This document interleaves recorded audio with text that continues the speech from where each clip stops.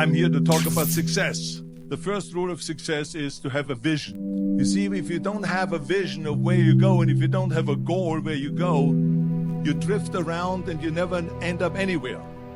It's like you can have the best ship in the world, you can have the best airplane in the world. If the pilot or the captain doesn't know where to go, it would just drift around. It would not end up anywhere, or most likely in the wrong place. They looked at the most successful men and women of the world, and they found that they had like 7, 8 things in common. And one of the things they all had in common was a routine. They are obsessed with their routine. They don't have a gap of wasted time in their routine.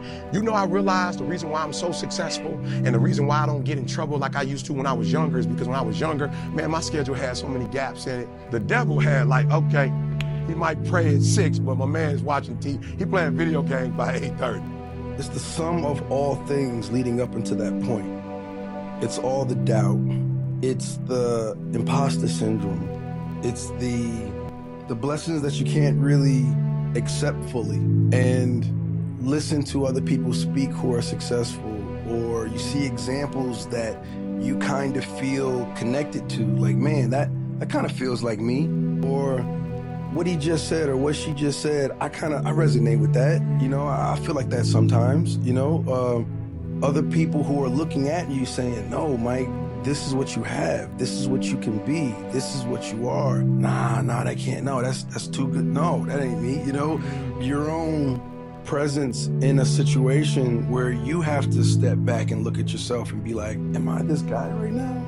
Like, oh man, there's a room full of people who showed up because of something I'm doing, and they're in service or in support of my idea, my thing. Okay, that looks and feels like I'm the guy. Okay, I'm in the industry where, you know, the success of your work and your art has been, you know, dictated and validated by other people's opinions.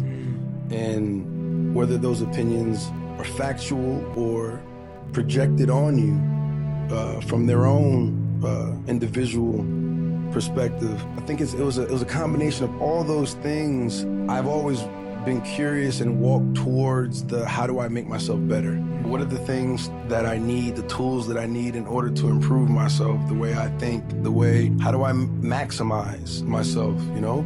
From, I think, getting an executive coach, you know, who talks to executives all day and you know, how to create healthy conversations, the right type of conversations to have as you're building a team around you. Because, you know, as you know, it's not just us. You know, we have an entire team of people that surround us, that help us achieve our dreams and get the big idea done.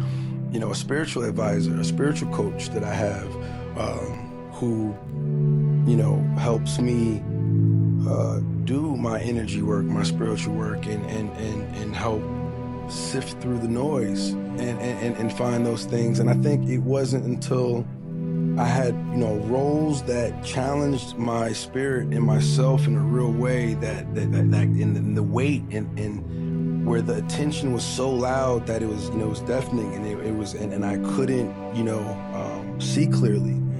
And, you know, these champagne problems, you know what I'm saying? You know, like, you know, we're blessed. So, but the weight is so heavy, you know, and people sometimes think and they see what we have or what, you know, what we're doing, and it's like, oh, just be grateful, you know, or just, you know, what are you complaining about, you know, and you know, most people wouldn't be able to walk, you know, a block in our shoes, you know. My body was like, don't even worry about it. We'll get to that when we get to it. I did my hour, was about to get off. My body was like, you know, we run now. I said, what? We run now, let's go.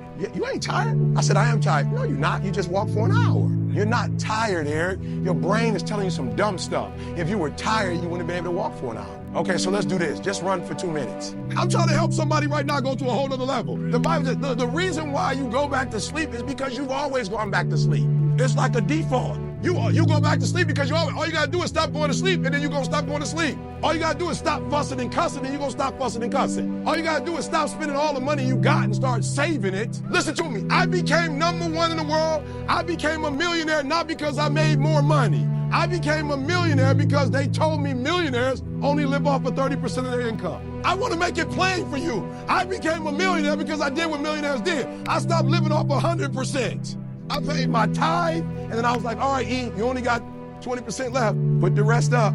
So the first thing I did, listen to me, the very first thing I did to become rich, somebody said, to be rich, put 6 months of your earning to the side. So I was like, all right, bet. That's what the rich told me to do. So I put 6 months to the side. How long did it take? I don't remember, but I put it to the side.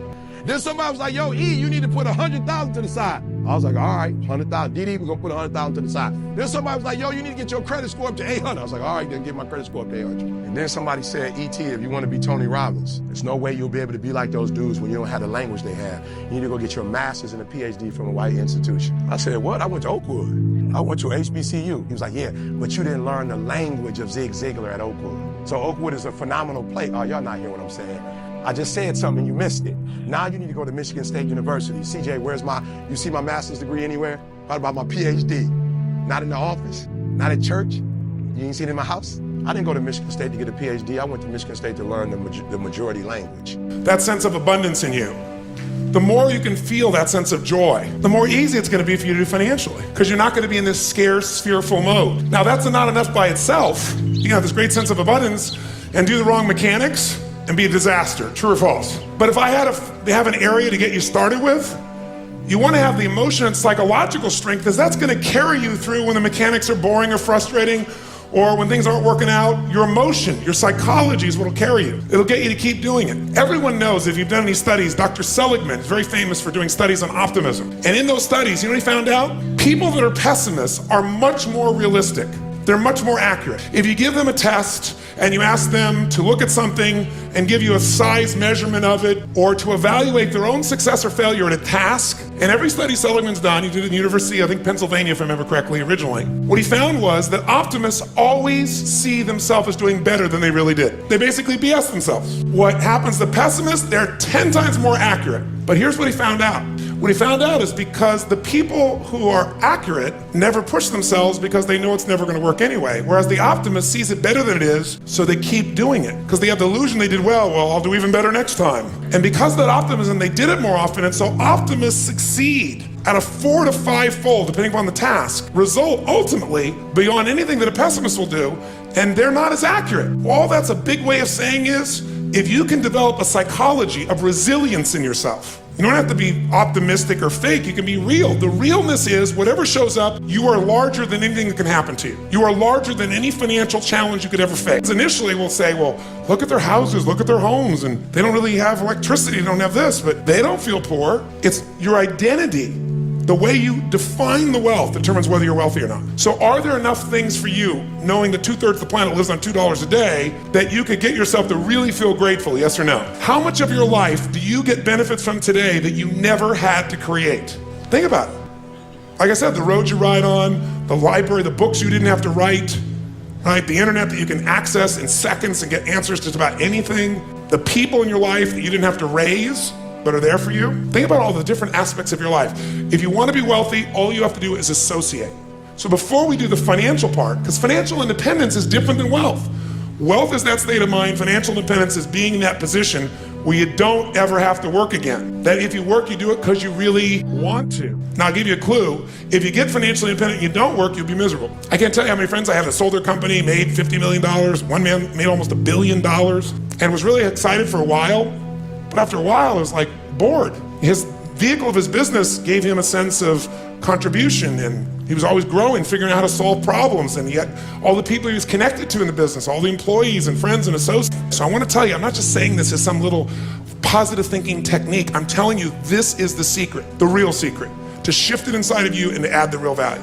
Most people are trying to pursue something in the future that they already have. I want you to think of what it is you think you want that will make you wealthy or financially free. By defining the game in a winnable way, a certain amount of money that we meet, and that covers what we're going to call financial security, which might be your housing, your cars, your food, and basic entertainment. How many would feel rich if you didn't have to work, if your investments alone, the income from your investments, the income, covered those 4 items: your housing for the rest of your life, your food, right, your travel, and some entertainment? How many think that would feel pretty good? This number is way smaller than what most of you think of when you think about being financially independent, which is everything covered without work. So why not get the first one down pat? And you're gonna know exactly what that number is for you and what it's gonna take for that number where you don't have to work to meet it. Then we can look at financial independence, where you don't have to work and everything is covered. Then we go to financial freedom. You don't have to work and everything you can think of is covered. Anything you ever wanna do for yourself or others, those you wanna give, that's a different level, isn't it? And most people think of financial freedom, they come up with this gigantic number that if you even figured out everything you want, it's nowhere near as big as you think.